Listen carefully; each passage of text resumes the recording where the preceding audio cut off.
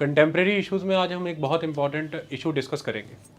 देखिए, 6 जनवरी का समय था और सुप्रीम कोर्ट की बेंच ने ये डिसीजन दिया कि जो एक कानून को चैलेंज करने के लिए उनके पास जो प्ली आई थी, क्या था? वेस्ट बंगाल मदरसा सर्विस कमीशन एक्ट 2008। ये वेस्ट बंगाल मदरसा सर्विस कमीशन एक्ट 2008 को बंगाल की सरकार ने बनाया था उस समय में। इसके तहत क्या प्रोविज़न रखे थे वो मैं आपको अभी बताऊंगा, लेकिन इसे 2015 में Calcutta high court single bench, बाद में सिंगल जज, बाद में डिवीज़न बेंच, दोनों ने ही डिनाई कर दिया था, मतलब वॉइड डिक्लेयर कर दिया था। तो कोलकाता हाई कोर्ट के उस डिसीजन के खिलाफ कुछ टीचर्स ने और कुछ दूसरे संगठनों ने मिलकर के सुप्रीम कोर्ट में प्ली लगाई। सुप्रीम कोर्ट ने अब इस एक्ट को वैलिड मान लिया है और इस एक्ट को वैलिड मानने से माइनॉरिटी का इशू बहुत बड़े स्तर पर उभर के आ गया। आज के हमारे लेक्चर में पिछले 1-2 महीने के अंदर माइनॉरिटीज़ के विषय में कोर्ट के दिए बहुत से निर्णयों पर चर्चा हो जाएगी, एक लेक्चर में मल्टीपल चीज़ें। और मैं आपसे बताना चाहता हूँ ये state of the art lecture है, अपने आप में अद्भुत होगा, क्योंकि आज रिलीजियस माइनॉरिटीज़, लिंग्विस्टिक माइनॉरिटीज़, अब तक के आज़ादी से सारे माइनॉरिटीज़ के रिलेटेड जो भी सुप्रीम कोर्ट के इंपॉर्टेंट डिसीजंस आए, वो केसेस, एवरीथिंग आपके सामने रखा जाएगा। अद्भुत है, आप इसको समझिए। कॉन्स्टिट्यूशन के आर्टिकल 29-30 को हम एक नए तरीके से समझाएंगे और क्या प्रैक्टिकल एप्लीकेबिलिटी है उनको भी समझाएंगे। आपको पता लगेगा रंगनाथ मिश्रा कमीशन क्या था, किस तरह से 103 कॉन्स्टिट्यूशनल अमेंडमेंट एक्ट 2004 में आना चाहा लेकिन पूरे देश में नहीं आ पाया। इन सारी बातों पे सिलसिलेवार ढंग से डिस्कस करेंगे, ये बहुत कॉम्प्रिहेंसिव रहेगा। 16 दिसंबर 2019 का मामला भी इसमें आएगा, जिसमें सुप्रीम कोर्ट ने उस प्ली को फिर से एक्सेप्ट करने से डिनाई कर दिया, जिसमें ये कहा गया था कि भाई 7 राज्यों और एक केंद्र शासित प्रदेश, 7 स्टेट्स और एक यूनियन टेरिटरी है जिसमें हिंदू माइनॉरिटी में है, तो उन्हें माइनॉरिटी का दर्जा दे दिया जाए। वो कौन सी माइनॉरिटी का दर्जा मांग रहे थे वो मैं बताऊंगा आपको। ये सब जानना बहुत ज़रूरी है आपके लिए। आज आपको पता लगेगा, क्लियर ही नहीं है माइनॉरिटी है क्या, क्लियर ही नहीं है कि लिंग्विस्टिक माइनॉरिटी और रिलीजियस माइनॉरिटी का अंतर क्या है, दोनों को क्या लाभ मिलते हैं, ये सारा आपके सामने रखेंगे। तो जब जब मुझे लिखना होगा बोर्ड पे, मैं वीडियो को रोकूंगा, कंटेंट सारा डायरी में कंटेंट नोटेड है, लिखने के बाद फिर से वीडियो ऑन करेंगे ताकि टाइम सेव हो जाए, वीडियो में कंक्रीट एस्पेक्ट ही निकल करके आए।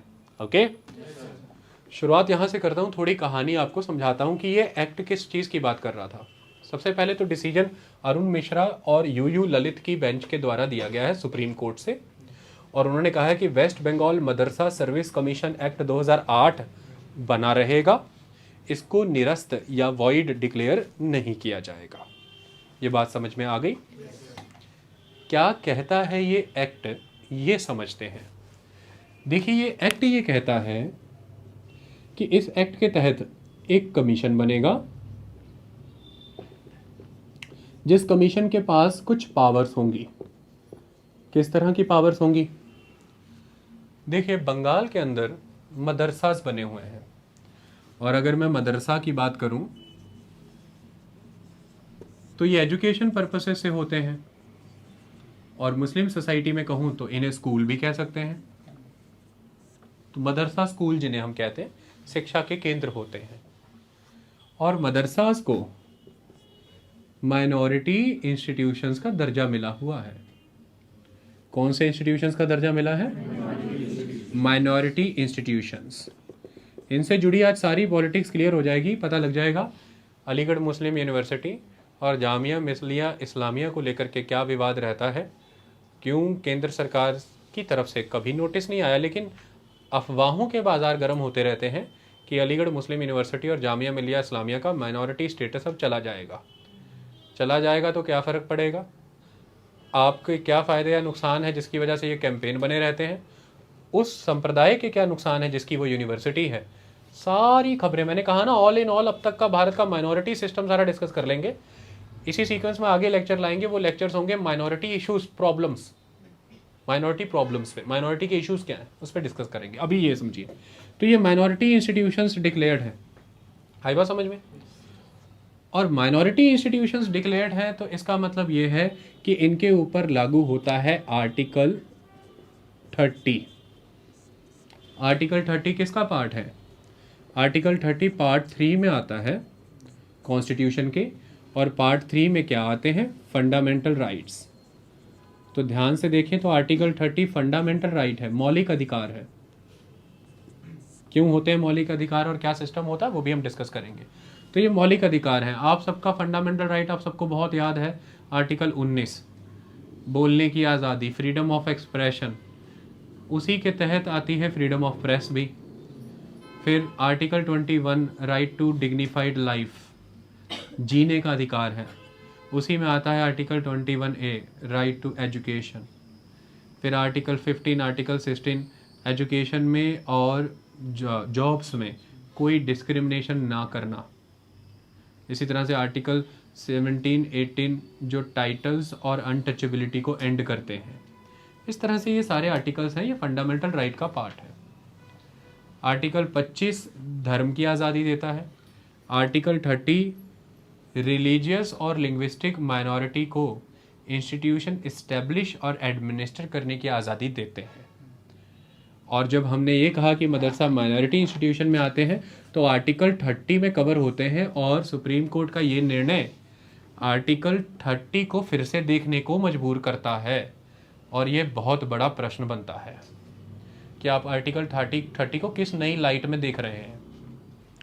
ये नहीं समझ आएगा जब तक आपको अब ये सारी केस की स्टडी और थ्योरी कंसेप्ट नहीं समझ आएगा कि सुप्रीम कोर्ट ने ये निर्णय क्यों दिया।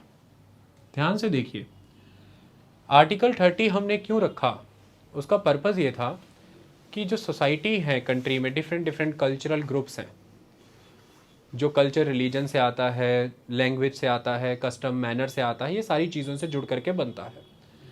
अब ये जो कल्चरल ग्रुप्स हैं इनको एक अथॉरिटी होनी चाहिए कि ये अपने distinct culture, custom manner, language, script और अपने रिलीजन को प्रिजर्व करके रख सकें, प्रोटेक्ट करके रख सकें। इसलिए इनको आर्टिकल 30 के अंदर कुछ स्पेशल अधिकार हैं, और उसके लिए हमें एक बार आर्टिकल 30 लिखना पड़ेगा। जब मैं वो लिखूंगा तब आपको सारा कंसेप्ट इसका समझ आएगा। आई बात समझ में? तो वो मैं लिखूं, फिर मैं वर्ड उसका खोल के आपको समझाऊंगा, अदरवाइज ये केस आपको समझ आना नहीं। तो इसके लिए फिर मैं रोकता हूं ताकि वो मैं लिख दूं। ये हमने लिखा है आपके पास आर्टिकल 30 का एक अंश, तो इसको समझते हैं। आर्टिकल 30 ने क्या बोला है? All minorities shall have the right to establish and administer educational institution of their choice। ये जो चॉइस वर्ड है ये बहुत बड़ी बात है। आर्टिकल 30 सिर्फ एक राइट प्रोवाइड कर रहा है, लेकिन उसके अंदर कई इम्प्लिसिट राइट्स हैं, और वो इस वर्ड चॉइस से आए हैं, क्योंकि चॉइस के यहाँ पे वर्ड मीनिंग मल्टी प्रोन्स्ड है, और उनसे कई सारे सब राइट्स निकल आए। वो अभी समझ में आ जाएगा।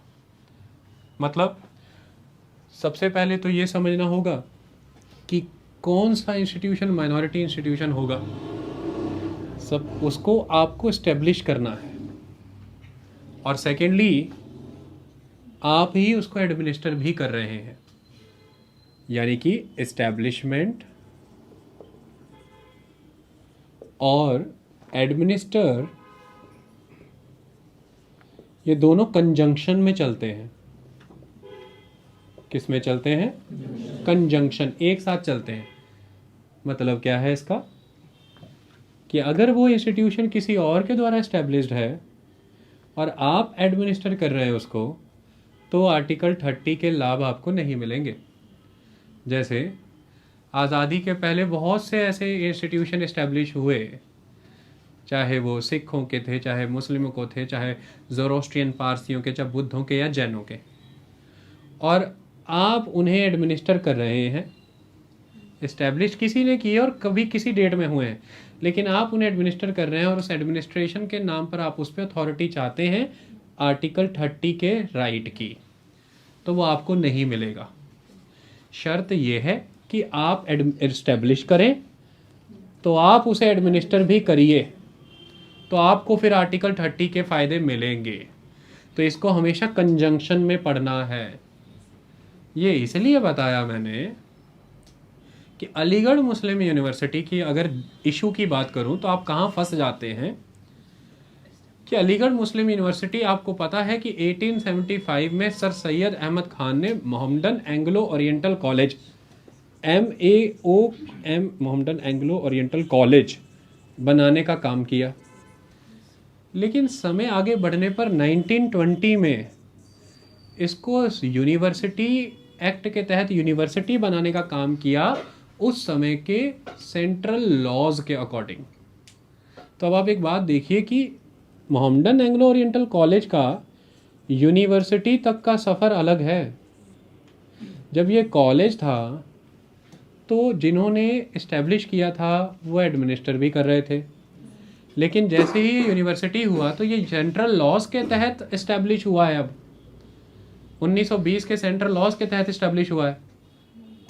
तो जब भी ये बात आती है बाज़ार में कि अलीगढ़ मुस्लिम यूनिवर्सिटी AMU का माइनॉरिटी स्टेटस जा सकता है, तो उसके पीछे का आधार यही होता है कि ये दोनों वर्ड कंजंक्शन में देखे जाने हैं। और जो यूनिवर्सिटी सेंट्रल एक्ट के तहत इस्टेब्लिश हुई है उसको फिर आर्टिकल 30 का बेनिफिट नहीं मिल सकता, क्योंकि इस्टेब्लिश किन्हीं और लोगों ने की है, सेंट्रल एक्ट ने की है, और एडमिनिस्टर उन्हें कोई और कर रहा है। लेकिन देखना आपको इसे हमेशा कंजंक्शन में है। ये सारा खेल समझ में आ गया। सेम ही थ्योरी आगे दी जाती है जामिया मिलिया इस्लामिया के लिए। जामिया अरबी भाषा का शब्द है जिसका मतलब होता है यूनिवर्सिटी, और यूनिवर्सिटी का हिंदी का मतलब क्या होता है? यूनिवर्सिटी विश्वविद्यालय बेटा, विश्व यूनिवर्सिटी तो विश्वविद्यालय। मतलब यहाँ पर यह आ जाता है कि सरकार की तरफ से तो कभी नहीं आया, लेकिन अखबार और बाकी प्रिंट मीडिया और टेलीविज़न मीडिया के थ्रू ये कहा जाता है समय समय पर कि जामिया मिलिया इस्लामिया के मामले में भी 2016-17 में ये बात बहुत आई थी कि सरकार नया हलफनामा दायर कर देगी कोर्ट में, और जिसमें वो ये कह देगी कि जामिया मिलिया इस्लामिया तो माइनॉरिटी इंस्टीट्यूशन के तौर पर आर्टिकल 30 में कवर ही नहीं होता, क्योंकि ये यूनिवर्सिटी के फॉर्म में इस्टेब्लिश हुई है वाया सेंट्रल लॉ, और एडमिनिस्टर ये किन्हीं और के द्वारा की जा रही है। तो इस्टेब्लिशमेंट और एडमिनिस्ट्रेशन का कंजंक्शन नहीं हो रहा, तो इसलिए फिर इसे माइनॉरिटी इंस्टीट्यूशन का स्टेटस नहीं मिलेगा अंडर आर्टिकल 30। और आर्टिकल 30 ही है जो ये कह रहा है कि all minorities shall have the right to establish and administer educational institution of their choice. Administer कर सकते हैं आप उसे अपनी चॉइस से, एस्टेब्लिश करिए अपनी चॉइस का। तो एडमिनिस्टर जब आप अपनी चॉइस से कर सकते हैं तो आर्टिकल 30 फिर क्या देता है, जो आप बार बार मैं आपको कह रहा हूँ कि आर्टिकल 30 का फिर बेनिफिट नहीं मिलेगा, तो वो देता क्या है ये समझना जरूरी है ना। देखिए एडमिनिस्ट्रेशन में अगर कोर एस्पेक्ट देखें, इस पूरे आर्टिकल 30 की बिसात जिस पे खड़ी है, बुनियाद है जो इसकी, वो है selection of the teachers. Selection of the teachers. और सिलेक्शन ऑफ द टीचर्स तो यही कहानी है कि अगर मैं उसका प्रशासन देख सकता हूँ, मैं उसका एडमिनिस्ट्रेशन देखता हूँ, तो ही तो सिलेक्शन ऑफ द टीचर भी मेरे कंट्रोल में होगा। और टीचर के सिलेक्शन पे ही सारी बात टिकी है कि वो हमारे कल्चर को, हमारे कस्टम्स को, हमारी लैंग्वेज को, हमारे मैनर्स को कितने बेटर वे में वो बच्चे जिनको हम पढ़ा रहे हैं उनमें डालेगा। समझ आ रही है बात? अगर ये प्रोविजन डिस्टॉर्ट हो जाए तो सिलेक्शन टीचरों का कहीं और से होकर के आ रहा है, तो ये कैसे असर्टेन करेंगे, ये कैसे पता चलेगा कि वो टीचर अब उस माइनॉरिटी इंस्टीट्यूशन में आकर के कल्चर, कस्टम, लैंग्वेज, मैनर, इन चीज़ों को उस सेंस में समझता है जिस सेंस में वो कम्युनिटी अपने बच्चों में, अपने समाज में उसे देना चाहती है, डालना चाहती है।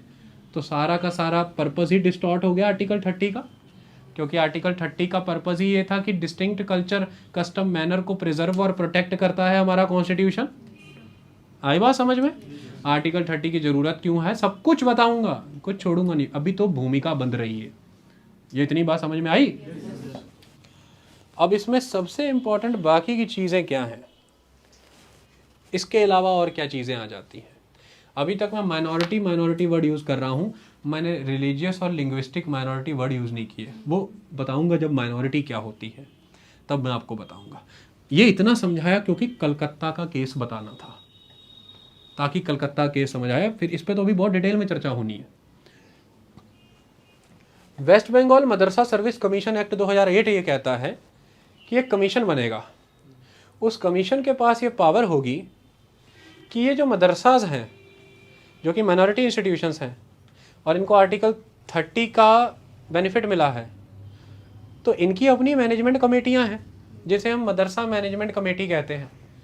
तो मदरसा मैनेजमेंट कमेटीज़ अब तक टीचिंग स्टाफ रिक्रूट कर रही हैं, निकाल रही हैं, रख रही हैं, उनकी आज़ादी रहती है और आर्टिकल 30 के लिए ये ज़रूरी भी है।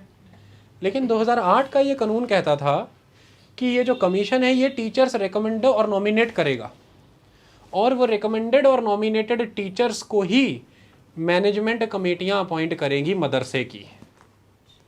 मदरसा मैनेजमेंट कमेटियां उन टीचर्स को अपॉइंट करेंगी और यह निर्णय बाइंडिंग होगा।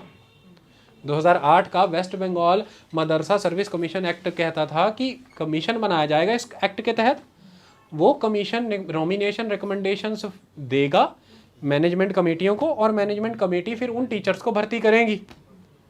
तो इसके खिलाफ फिर मैनेजमेंट कमेटियों ने वहाँ के हाई कोर्ट में अपील की, that is Kolkata high court, कि ये तो आपने वेरी पर्पस ही लूज कर दिया आर्टिकल 30 का, क्योंकि मदरसा हमने इस्टेब्लिश किया, उसे एडमिनिस्टर करने का राइट हमारा है और एडमिनिस्ट्रेशन में बेसिक मूल राइट ही ये है सिलेक्शन ऑफ द टीचर, और एडमिनिस्ट्रेशन में हमने करना ही क्या है, और वो टीचर ही अब अगर बाहर से सेलेक्ट होकर के आ रहा है तो ये कैसे एंश्योर होगा कि वो हमारे कस्टम, कल्चर, मैनर, लैंग्वेज, इन चीज़ों को पूरी तरह से समझता है और हमारी विल के अकॉर्डिंग ही उसे आगे भेजेगा। उठा लो उसे। ओके, ठीक है, ये बात समझ आई कि नहीं आई? क्लियर है? तो उस समय में स्ट्राइक डाउन कर दिया कोलकाता हाई कोर्ट ने 2015 में ये कह करके कि नहीं, ये अल्ट्रा वायरस हो गया, ये इनकंसिस्टेंट है, डेरोगेटरी है फंडामेंटल राइट को। और कॉन्स्टिट्यूशन का आर्टिकल 13 ये कहता है कि कोई भी लॉ अगर इनकंसिस्टेंट या डेरोगेटरी है फंडामेंटल राइट्स को लेकर के, ना तो उनके साथ वो कंसिस्टेंट है या डेरोगेट करता है, तो वो चीज़ वॉइड डिक्लेयर हो जाएगी, वो लॉ वॉइड डिक्लेयर हो जाएगा। ये आर्टिकल 13 कहता है। इससे पहले मैंने एक लेक्चर आज पोस्ट करूंगा जिसपे मैंने सुप्रीम कोर्ट का CAA को आके निर्णय दिया है, उसमें ये आर्टिकल 12, 13 अच्छे से समझाया मैंने, वो लेक्चर सुनिएगा पहले, फिर ये सुनिएगा, ठीक है। तो आर्टिकल 13 के तहत जुडिशियल रिव्यू करते हुए हाई कोर्ट ने ये ख़त्म कर दिया। तो यहाँ से ये भी ताकत क्लियर हो गई कि हाई कोर्ट को जुडिशियल रिव्यू करने की ताकत है। हाई कोर्ट को जुडिशियल रिव्यू करने की ताकत यहाँ से मिलती है कि अगर आपके फंडामेंटल राइट कभी भी स्टेट के द्वारा एनक्रोच होते हैं, स्टेट यहाँ पे राज को कह रहे हैं, राज, रूल को कह रहे हैं। स्टेट वर्ड का मीनिंग भी मैंने उस लेक्चर में बताया है कि अगर स्टेट के द्वारा कभी भी आपके फंडामेंटल राइट्स एनक्रोच हो रहे हैं तो वो फंडामेंटल राइट्स को रीइंस्टॉल कराने, रीइंस्टेट कराने के लिए आप रिट पिटीशन दायर कर सकते हैं हाई कोर्ट में आर्टिकल 226 के तहत। और हाई कोर्ट उन फंडामेंटल राइट्स को रीइंस्टेट कराने के लिए उस रिट पिटीशन के बदले में रिट जारी कर देगा। अलग अलग रिट्स हैं, मैंडामस है, हैबियस कॉर्पस है, सर्टियोरारी है, को वारंटो है, इस तरह की रिट्स आपको मिलती हैं, ठीक है। मैंडामस रिट्स जेनियो ने लगाई थी 2005 में कि केंद्र सरकार को कोर्ट ऑर्डर करे कि हमें माइनॉरिटी में इंडक्ट कर ले, कोर्ट ने रिजेक्ट कर दी थी। तो मैंडामस का मतलब है सरकारों को आदेश दिलवाना कि ये काम करिए। आई बात समझ में? इस तरह की रिट्स हैं, हमने पॉलिटी के लेक्चर में अच्छे से पढ़ाई है, यहाँ पर इतना समझो। अब अल्टीमेट एस्पेक्ट ये है कि इसी 226 के तहत आप फंडामेंटल राइट्स को रीइंस्टॉल कराने के लिए जा सकते हैं हाई कोर्ट। तो फिर हाई कोर्ट कानून की वैधता को देख सकता है ना, वैलिडिटी चेक कर सकता है ना उस लॉ की कि ये कॉन्स्टिट्यूशन में वैलिड है कि नहीं है। तो वो फिर रिव्यू करेगा कानून का, तभी तो वो ये चेक करेगा। तो मतलब जुडिशियल रिव्यू की ताकत हाई कोर्ट को है, आर्टिकल 13 के थ्रू जुडिशियल रिव्यू होता है। It's a simple aspect. लेकिन ये कहीं नहीं कहा कि हाई कोर्ट के निर्णय को फिर सुप्रीम कोर्ट स्ट्राइक डाउन नहीं कर सकता। आप जा सकते हैं, सुप्रीम कोर्ट उसे सुन सकता है, समझ सकता है। फिर सुप्रीम कोर्ट का निर्णय हाई कोर्ट स्ट्राइक डाउन नहीं कर सकता। क्यों? क्योंकि हमारे देश में इंटीग्रेटेड जुडिशरी है ना, ऐसे फाउंटेन हेड की तरह ऊपर से नीचे की तरफ आते हैं ना। सुप्रीम कोर्ट की बाइंडिंग लॉ बाइंडिंग है हाई कोर्ट्स पे, हाई कोर्ट्स के अपने निचले कोर्ट्स पे, इस तरह से सिस्टम चलता है, रिवर्स नहीं जाता ये कि अब सुप्रीम कोर्ट का निर्णय अब जाके फिर कोलकाता हाई कोर्ट में चैलेंज कर ले और कोलकाता हाई कोर्ट कैंसिल कर दे, नहीं, फिर तो very purpose of integrated judiciary खत्म हो जाएगा। लेकिन इंटीग्रेटेड के साथ साथ जुडिशरी इंडिपेंडेंट भी है, वो एक अलग एस्पेक्ट, जुडिशरी इंटीग्रेटेड है। अब हुआ ये था कि उस समय में जब ये वेस्ट बंगाल मदरसा सर्विस कमीशन एक्ट आया था तो कमीशन ने कुछ नॉमिनेशन रिकमेंडेशंस कर दिए थे और कुछ मदरसों की मैनेजमेंट कमेटियों ने वो टीचर भर्ती भी कर लिए थे। अब कोलकाता हाई कोर्ट के इस एक्ट को स्ट्राइक डाउन कर देने के बाद वो टीचर निकाल दिए गए, तो उन टीचरों ने फाइनली जाकर के पिटीशन लगाई सुप्रीम कोर्ट में, और सुप्रीम कोर्ट ने अब ये निर्णय दिया है कि एक्ट सही है, ये कॉन्स्टिट्यूशनल वैलिडिटी पे खरा उतरता है, ये किसी तरह से आर्टिकल 30 में दिए अधिकारों को हनन नहीं करता, एनक्रोच नहीं करता, तो ये फिर से प्रभाव में आ गया। और अब कमीशन के तहत पावर आ गई कि वो रिकमेंडेशन और नॉमिनेशन कर सकता है, और फिर मदरसा इंस्टीट्यूशंस की जो मैनेजमेंट कमेटीज़ हैं वो फिर उन नॉमिनेशंस और रिकमेंडेशंस के तहत इनको भर्ती करेंगी। लेकिन कुछ परिवर्तन किए गए इसमें, वो परिवर्तन ये है कि कमीशंस रिकमेंडेशंस करेगा और उन रिकमेंडेशंस के बाद मदरसों के पास, मैनेजमेंट कमेटीज़ के पास ये है कि वो देखें कि वो जो नॉमिनेशन आई है उनके पास क्या वो पूरी तरह से उस पर्टिकुलर इंस्टीट्यूशन के मापदंड पे खरी उतर रही है, और क्या उनके पास उस नॉमिनेटेड कैंडिडेट से भी बेटर कोई टैलेंट पड़ा हुआ है। अगर तो उनके पास उससे भी बेटर टैलेंट है तो वो उसे डिनाई कर सकते हैं, ठीक है। या फिर अगर वो उसमें कोई फ्लॉ दिखाते हैं कि इसमें बहुत ही ग्रॉस फ्लॉ है कि ये सूटेबल नहीं है, तो फिर भी वो उसको वापस भेज सकते हैं। तो मतलब एक तरह से कमीशन का नियम ही चलेगा, लेकिन यहाँ पर स्कोप मैनेजमेंट कमेटियों को भी दिया गया है कि वो या तो उससे टैलेंटेड कैंडिडेट दिखा रही हैं उसी फील्ड में, और या फिर वो बहुत ही ग्रॉस फ्लॉ बता रही हैं, कोई कमी बता रही हैं कि नहीं इसमें ये तो देखिए बहुत बड़ा परसीवेबल दिखने वाला कमी नज़र आ रही है, तो फिर वो वापस जाएगा। लेकिन आएगा फिर से उधर से ही रिकमेंडेशन नॉमिनेशन। आई बात समझ में? वो जो ज़्यादा टैलेंटेड आदमी भी दिखा दिया है मदरसों ने, मैनेजमेंट कमेटीज़ ने, वो भी अल्टीमेटली रूट होके आएगा कमीशन के थ्रू ही, फिर नॉमिनेट होकर के अपॉइंट होगा। मतलब काम अब नॉमिनेशन अपॉइंटमेंट का नॉमिनेशन कम रिकमेंडेशन मेथड के थ्रू ही होगा, कमीशन के थ्रू। तो वर्ड बार बार नॉमिनेशन रिकमेंडेशन यूज़ कर रहा हूँ, अपॉइंटमेंट नहीं यूज़ कर रहा। पावर्स देख के फीलिंग तो आ रही है कि अपॉइंटमेंट ही है, फिर मैनेजमेंट कमेटियों को रखा ही क्यों? नहीं, ऐसा नहीं है, दोनों में सामंजस्य बैठाया गया है ना, सिंक्रोनस किया गया है कि मैनेजमेंट कमेटियों को कहा गया है कि भाई देखिए आप परखिए, फ्लॉ है कोई तो दिखाइए, बताइए, हम फाइनल अथॉरिटी नहीं है कि हमने अपॉइंट ही कर दिया, और इससे बड़ा टैलेंट है कोई तो बताइए, सजेस्ट करिए, हम देख लेते हैं। क्योंकि बेस्ट पर्पज़ क्या है एक्ट का, पर्पज़ के बेसिस पे सुप्रीम कोर्ट ने इसको मान लिया। पर्पज़ नहीं समझेंगे तो फिर सुप्रीम कोर्ट का निर्णय कहाँ से समझ आएगा। अब पर्पज़ समझने के लिए आते हैं वापस आर्टिकल 30 पे ही। आपको लग रहा होगा सुप्रीम कोर्ट ने कैसे मान लिया। आर्टिकल 30 थोड़ा सा खोलो, थोड़ा सा बंद रखो। आर्टिकल 30 क्यों बनाया गया था? बस देखिए, अगर आज आप भारत की बात करते हैं, 95 करोड़ लगभग हिंदू जनसंख्या है, 19 करोड़ के अराउंड लगभग माइनॉरिटीज हैं, टोटल 19 करोड़ के अराउंड। और उसमें से अगर आप देखेंगे तो माइनॉरिटीज के भी प्रोपोर्शन बहुत अलग हैं, लगभग 14.2% के अराउंड, 19 करोड़ के अराउंड 19%, सॉरी 19 करोड़, डाटा को करेक्ट करिए, 19% टोटल माइनॉरिटी एग्जिस्ट करती हैं। और 19% माइनॉरिटी में भी अगर आप देखें तो लगभग 14.2% तो अकेले मुस्लिम हैं। आई बात समझ में?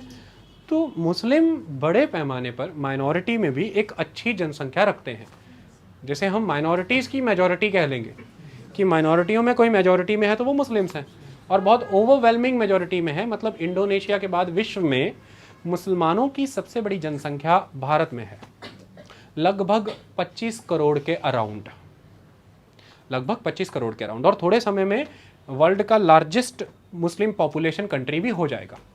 तो एक डिबेट ये भी चलती रहती है कि भाई मुसलमानों के पास अब माइनॉरिटी स्टेटस रहना चाहिए कि नहीं, ये भी एक डिबेट का इशू है, ये अलग रखते हैं।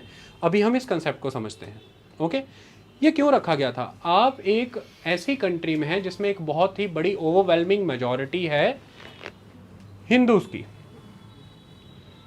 और मेजॉरिटी को कभी भी प्रॉब्लम नहीं आएगी अपने कल्चर, कस्टम, मैनर इन चीज़ों को रियलाइज़ करने में, फुलफिल करने में, क्योंकि मेजॉरिटी गवर्नमेंट के थ्रू, मेजॉरिटी कंट्री की मेजॉरिटी बेसिस पे चुनी सरकारों के थ्रू अपने कस्टम कल्चर मैनर के फेवर में चीज़ें रियलाइज़ कर लेगी।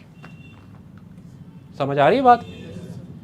लेकिन यहाँ पर अब अगर हम देखें तो हमारा कॉन्स्टिट्यूशन एक डिफरेंट सेंस में बिहेव कर रहा है।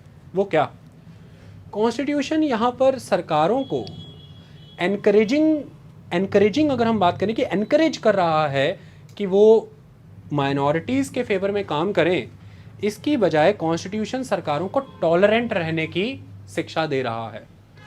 एक है बिहेवियर एनकरेजिंग, एक है बिहेवियर टॉलरेंट। तो आर्टिकल 30 और आर्टिकल 29 में भी लिखूंगा, ये इस देश को टॉलरेंट बनाता है इस समाजों के प्रति, यानी कि ये समाजों के प्रति हमारे अंदर सहिष्णुता रहेगी। और ये टॉलरेंस सिर्फ और सिर्फ एक तरह का एब्स्ट्रैक्ट वर्जन ना बन के रह जाए, कागजी, इसको एक रियल लाइफ देनी जरूरी थी। इसकी वजह से कॉन्स्टिट्यूशन के अंदर आर्टिकल डाले गए, आर्टिकल 29 और आर्टिकल 30। और वो आर्टिकल्स किसी भी वे में कर्टेल अपनी डिस्क्रिशन से ना कर लें मेजॉरिटी सरकारें, पार्लियामेंट या फिर विधानसभाएं। इसके लिए उसके अंदर प्रोविजन डाला गया कि वो फंडामेंटल राइट में डाला जाए, क्योंकि फंडामेंटल राइट जो है वो जस्टिफाइबल है, जिसे हम जस्टिशिएबल कहते हैं। जस्टिफाइबल दो चीज़ों के अगेंस्ट है वो। सबसे पहला arbitrary action of the executive, जिनके पास पावर है यानी कि सरकारों, और दूसरा द मेजॉरिटेरियन लेजिस्लेशंस यानी कि संसदें। तो जस्टिफाइबल कोई भी फंडामेंटल राइट दो एस्पेक्ट में है। एक तो कानून के सामने भी जस्टिफाइबल है कि कानून भी उस राइट को ऐसे ख़त्म नहीं कर सकता, और दूसरा पावर के सामने यानी कि एग्जीक्यूटिव के सामने कि अगर सरकार बल के प्रयोग से करना चाहे तो भी वो नहीं हो पाएगा। समझ आ रही बात? एक तो नंबर पावर भी नहीं चलेगी और दूसरी मसल पावर भी नहीं चलेगी, दोनों नहीं चलेगी। तो इस सेंस में वो जस्टिफाइबल है। इतनी बात क्लियर हुई। अब एक पर्टिकुलर कंट्री में जब आप डाइवर्सिटी में यूनिटी का कंसेप्ट प्रमोट करते हैं तो सेकुलरिज्म एक बैकबोन हो जाती है उस देश की, अदरवाइज माइनॉरिटी सर्वाइव ही नहीं कर सकती। और सेकुलरिज्म और इस तरह के थॉट्स को सपोर्ट करना पड़ता है आपको फंडामेंटल राइट्स के थ्रू। तो अगर आप ये कहें कि सरकारों के पास बल है, शक्ति है, तो फिर नागरिकों के पास फंडामेंटल राइट है। और नागरिकों में अगर आप कहें कि अगर सभी नागरिकों को धर्म, जाति, संप्रदायों से अलग करके देखना है तो फिर फंडामेंटल राइट सबको अवेलेबल है। लेकिन उनमें भी अगर हम देखें तो एक फ़र्क है, वो ये है कि नागरिक भी दो तरह के, एक मेजॉरिटी में है, एक माइनॉरिटी में है। मेजॉरिटी को अपना धर्म, संप्रदाय, अपनी भाषा, अपना कल्चर प्रिजर्व, प्रोटेक्ट करने के लिए कोई आड़े आएगा ही नहीं, कोई परेशानी कभी आएगी ही नहीं। जो समस्याएं अगर आएंगी तो वो माइनॉरिटीज़ को आएंगी, तो इसलिए माइनॉरिटीज़ के लिए ये प्रोटेक्शन गिवन है। लेकिन अब आप एक बात देखिए, ये आर्टिकल डाला ही क्यों गया है? इक्वालिटी। बस ऐसे ही क्वेश्चन आते हैं। आर्टिकल 30 क्या देता है? इक्वालिटी। इक्वालिटी किसकी? माइनॉरिटी और मेजॉरिटी की इक्वालिटी, कि जितना अधिकार मेजॉरिटी को है अपना कस्टम, कल्चर, मैनर एग्जीक्यूट करने की, इंजॉय करने की, सहेजनी, प्रिजर्व, कंजर्व और प्रमोट करने की, प्रोपगेट करने की, उतनी ही आज़ादी माइनॉरिटी को भी है। तो ये इक्वलिटी प्रोवाइड करता है, इनइक्वलिटी प्रोवाइड नहीं करता। ये किसी तरह का कोई कॉन्स्टिट्यूशन का दिया हुआ प्रिविलेज नहीं है, ये किसी तरह का कॉन्स्टिट्यूशन का दिया इन्हें कोई बेनिफिट नहीं है। तो ना ये प्रिविलेज है, ना ये कोई बेनिफिट है, ना ये इनइक्वलिटी है, ये एक तरह की सिक्योरिटी है। आप इस बात को समझिए, इसे प्रिविलेज से हटा के देखिए, क्योंकि जब आप इसे प्रिविलेज से देखेंगे तो एक बहुत बड़ा वर्ग इनसे अलग हो जाएगा, ये कहेंगे कि इनको प्रिविलेज क्यों कॉन्स्टिट्यूशन के अंदर। तो प्रिविलेज वर्ड कभी भी इस्तेमाल ही नहीं हुआ है कॉन्स्टिट्यूएंट असेंबली की डिबेट्स में। अंबेडकर इसे सेफ्टी सिक्योरिटी नेट बोल के गए हैं कि ये सिक्योरिटी है। आई बात समझ में? सिक्योरिटी किस से? सिक्योरिटी इस चीज़ से कि वो कभी भी मेजॉरिटी पॉलिटिक्स में ओवररन नहीं कर दिए जाएंगे। और अंबेडकर इसे कॉन्फिडेंस कह के गए हैं कि सिक्योरिटी होगी तो कॉन्फिडेंस होगा ना, और कॉन्फिडेंस होगा तभी तो आप अपने कस्टम, कल्चर, मैनर को चेरिश करेंगे। और जब ये दो चीज़ें होंगी, सेफ्टी एंड कॉन्फिडेंस, तो ही तो आएगी इक्वालिटी। तो इक्वालिटी है मेजॉरिटी और माइनॉरिटी में, तो ही तो होता है एक पर्टिकुलर नेशन। कौन सा नेशन? सार्वभौमिक देश, जिसमें सार्वभौम है, सभी साथ हैं। और ये नहीं डालते अगर कॉन्स्टिट्यूशन में, तो इनटॉलरेंस कहाँ से आता? तो इनटॉलरेंस का बेसिस है ये आर्टिकल, सहिष्णुता इससे आती है, क्योंकि फिर आप आदी हो जाते हैं प्लूरलिज्म के, प्लूरल कल्चर के। आई बात समझ में? ये सारे थॉट उस समय में थे। लेकिन अब आप एक बात देखिए, कहाँ चाहिए हमें ये इक्वालिटी? कहाँ चाहिए हमें flourishing state of majority and minority? Nation में। नेशन सर्वोपरि होता है। नेशन है तो सब होंगे, जब सब नेशन ही नहीं होगा तो सब नहीं होंगे। लेकिन नेशन क्या है? अल्टीमेटली लोगों की एस्पिरेशन का एक्सप्रेशन है।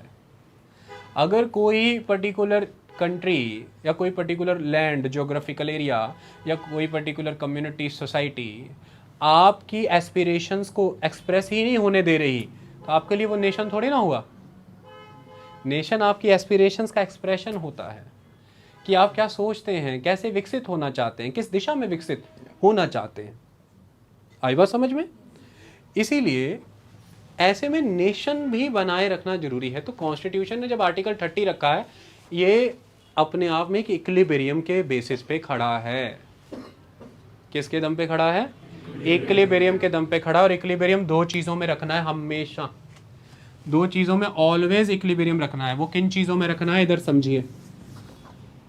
पहला, आर्टिकल 30 का पहला उद्देश्य ये है कि इसके अंदर जनरल सेकुलर एजुकेशन दी जाएगी।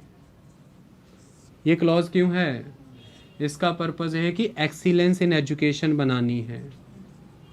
Excellence in education, science, physics, chemistry, biology, art and culture, technology, engineering, medicine, profession, journalism, ये सब देना है। वरना ये समाज पिछड़ जाएगा, और पीछे ही पीछे जाएगा। तो ये उस नेशन से अपनी एस्पिरेशंस को कभी भी रियलाइज ही नहीं कर पाया, वो नेशन से कोई लाभ ही नहीं मिला।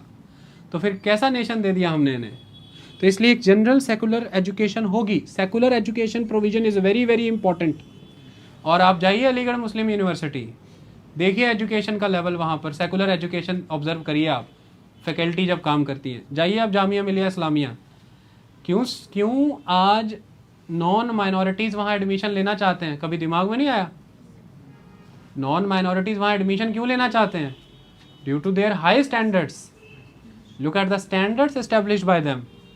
तो वो क्या सिर्फ और सिर्फ थियोलॉजिकल स्टडीज़ में ये एस्टेब्लिश कर लिया उन्होंने? Look at there faculties, look at their work, look at their growth. वो क्यों? क्योंकि जनरल सेकुलर एजुकेशन भी है इसका पार्ट आर्टिकल 30 का। क्योंकि एक्सीलेंस इन एजुकेशन भी चाहिए, मतलब एक लेवल पे नेशनल कैरेक्टर भी, यानी कि नेशनल होमोजेनिटी चाहिए हमें सिलेबस में, कि लगभग पूरा देश एक मुख्य धारा में आगे बढ़े, उसके लिए चाहिए। लेकिन ऐसे में मुख्य धारा में आगे बढ़ने के चक्कर में बहुसंख्यक समाज, अल्पसंख्यक का दमन, उसकी पहचान न खा जाए, मेजॉरिटी माइनॉरिटी की पहचान ही ना लुप्त कर दे, और माइनॉरिटी की ग्रोथ का बेसिस अपनी आइडेंटिटी लूज करने पे ना आए, कि मतलब अपनी ग्रोथ के लिए आपको अपनी आइडेंटिटी लूज करनी पड़ी, अपनी लैंग्वेज छोड़नी पड़ी, हिंदी इंग्लिश सीखनी पड़ी, तब जाके ग्रोथ हुई। अपना कस्टम कल्चर मैनर छोड़ना पड़ा, मुख्य धारा का कस्टम कल्चर मैनर सीखा, तब जा करके ग्रोथ हुई। इस तरह से सिर्फ ग्रोथ अचीव करेंगे, और अगर अपने कस्टम कल्चर मैनर आइडेंटिटी को लूज करेंगे, वो भी नहीं है, तो इनको प्रिजर्व प्रोटेक्ट होना जरूरी है। आई बात समझ में? तो इसी के लिए फिर इसमें कौन सी नॉलेज है, कौन सी एजुकेशन है? Cultural education. दूसरा एस्पेक्ट क्या है? कल्चरल एजुकेशन, जिसमें आप अपनी लैंग्वेज, अपना कस्टम, अपना manner, language, religion, custom, manner, सब पढ़ाइए, प्रिजर्व करिए, कंजर्व करिए, अपनी स्क्रिप्ट मेंटेन रखिए, आगे बढ़िए, कोई बात नहीं। तो ये इन दोनों के बीच हमेशा बैलेंस चाहिए अपन को। सेकुलर एजुकेशन माने एक्सीलेंस इन एजुकेशन, मतलब देशव्यापी स्तर पर विकास, और कल्चरल एजुकेशन मतलब माइनॉरिटी की अस्मिता, उसकी एग्जिस्टेंस, उसकी प्रेजेंस, ये दोनों चाहिए। इन्हीं दोनों में बैलेंस स्ट्राइक करते हुए सुप्रीम कोर्ट ने इस एक्ट को वैलिड माना है। किनके बीच में बैलेंस स्ट्राइक करते हुए? इन दोनों को एकदम बैलेंस कर दिया। सुप्रीम कोर्ट ये कह रहा है कि आर्टिकल 30 का फायदा है ही क्यों? ये दो चीजें माइनॉरिटी के विकास के लिए। ऐसे में ये जो वेस्ट बंगाल मदरसा सर्विस कमीशन एक्ट 2008 है, ये जनरल सेकुलर एजुकेशन के लिए जो टीचर चाहिए उनकी अपॉइंटमेंट के लिए रिकमेंडेशन नॉमिनेशन करेगा, देश का बेस्ट टैलेंट ढूंढेगा और उस टैलेंट को रेकमेंड करेगा उन मदरसा मैनेजमेंट कमेटियों को, ताकि उन मदरसों को बेस्ट टैलेंट मिले, बेस्ट सेकुलर एजुकेशन मिले और बच्चे बेस्ट दिशा में ग्रो करें। अधिकार बनता है ना उनका। लेकिन जो कल्चरल एजुकेशन है उसके लिए मदरसा मैनेजमेंट कमेटी पूरी तरह से इंडिपेंडेंट है टीचर भर्ती करने के लिए।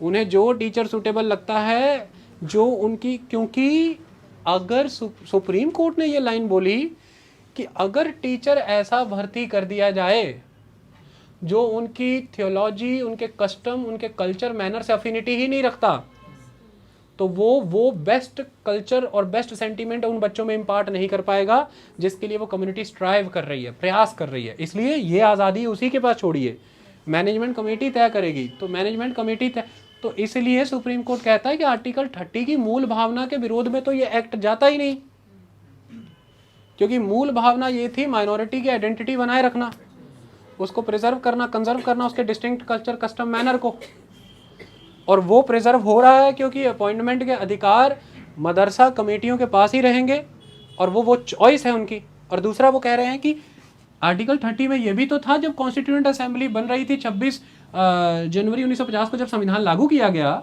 उस समय ये भी तो उसका उद्देश्य था कि भाई इन्हें मुख्य धारा में ग्रो कराना है, जनरल एजुकेशन भी तो देनी, वरना ग्रो कैसे करेंगे भाई? तो वो कैसे बैलेंस कैसे लूज कर दें? क्योंकि लंबे समय से मदरसा, इक्का दुक्का यूनिवर्सिटी छोड़िए, अलीगढ़ और इसको छोड़ दीजिए आप जामिया को, बाकी देखिए पूरे भारत में लंबे समय से ये जाता रहा था और यही बच रहा था केवल। इसकी वजह से मदरसे ग्रो नहीं कर पा रहे थे, एजुकेशन नहीं हो पा रही थी। तो 2014 से मदरसा मॉडर्नाइजेशन स्कीम चल रही है देश भर के 16 राज्यों में, और उत्तर प्रदेश में तो ये बड़े स्तर पे चल रही है। इसके तहत 50,000 टीचर नियुक्त किए गए मदरसा मॉडर्नाइजेशन स्कीम के तहत, और उत्तर प्रदेश ने तो एनसीईआरटी का सिलेबस लागू कर दिया है मदरसों पे कि एनसीईआरटी पढ़ानी पड़ेगी। लेकिन मदरसा मॉडर्नाइजेशन वालों की अपनी शिकायतें, वो मैं लेक्चर के अंत में रखूँगा, कि वो ये कहते हैं कि 4 साल से सैलरी नहीं दी स्टाफ को, स्टाफ भाग गया। आई बात समझ में? तो अब ये इतनी कहानी समझ आई। अगला तर्क सुप्रीम कोर्ट ने अपने बयान में क्या दिया? सुप्रीम कोर्ट कहता है कि भाई ये जो वेस्ट बंगाल मदरसा सर्विस कमीशन एक्ट के तहत कमीशन बनेगा, उस कमीशन में भी सारे के सारे high grade classified fully knowledgeable Muslim theology नहीं होंगे।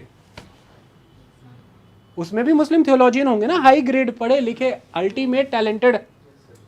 अरे धर्म से किसी की नॉलेज की परख थोड़ा होती है। किसने लिखा कि कोई कौन कहता था कि मनमोहन सिंह इतने बड़ी लेवल की डिग्रीज नहीं अचीव कर सकते, वित्त मंत्री नहीं बन सकते?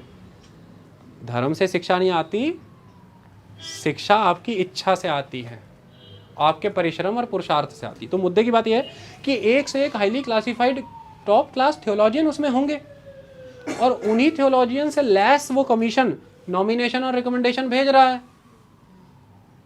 तो वो क्यों डेट्रीमेंटल होगा मदरसों के? वो क्यों डेट्रीमेंटल नॉमिनेशंस करेगा आर्टिकल 30 के खिलाफ? आप इस बात को समझ रहे हो? तो ये दूसरा तर्क सुप्रीम कोर्ट का जो सुप्रीम कोर्ट ने दिया। लेकिन तीसरे तर्क में सुप्रीम कोर्ट साफ कहता है कि किसी ग्राउंड पे अगर कोई एक्शन डेट्रीमेंटल होता है मदरसा मैनेजमेंट कमेटी या मदरसा की वर्किंग पे, अगर आर्टिकल 30 किसी ग्राउंड पे कॉम्प्रोमाइज होता है तो हम स्ट्राइक डाउन कर देंगे उस क्लॉज को, हम उसकी पालना नहीं होने देंगे। लेकिन सिर्फ साथ ही सुप्रीम कोर्ट ये कह गया कि एक बात आप ध्यान रखिए कि देश के लेवल पर जो भी कानून बनेगा देश की शिक्षा के विकास के लिए, जिसे हम नेशनल लेवल का लीगल रिजिम कहते हैं for the field of education, या फिर राज्य स्तर पर कोई कानून बनता है क्योंकि एजुकेशन कॉन्करेंट लिस्ट में आती है, नेशनल और स्टेट दोनों का अधिकार है उसमें। तो अगर स्टेट लिस्ट में कोई कानून बनता है एजुकेशन के लिए, तो ये माइनॉरिटी इंस्टीट्यूशंस उन नेशनल रिजिम के नेशनल लीगल रिजिम